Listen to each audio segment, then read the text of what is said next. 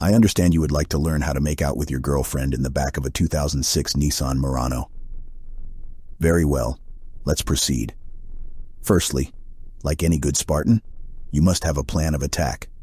The back of a 2006 Nissan Murano can be a tight squeeze, so you'll need to strategize your moves carefully. Remember, communication is key. Talk to your girlfriend about what you both like and what you're comfortable with. Once you've established your battle plan, make sure to set the mood.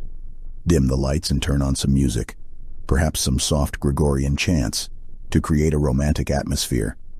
As you move in for the kill, remember that timing is everything. Take your time and don't rush things. Like taking aim with a sniper rifle, you want to make sure you're hitting your target accurately and with precision. Pay attention to your girlfriend's body language and respond accordingly. Like a skilled pilot in a Banshee, you want to be able to read your partner's movements and adjust your own accordingly.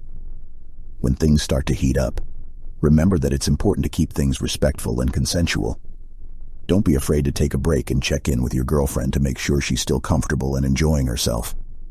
Finally, when it's all said and done, make sure to clean up any mess you may have made.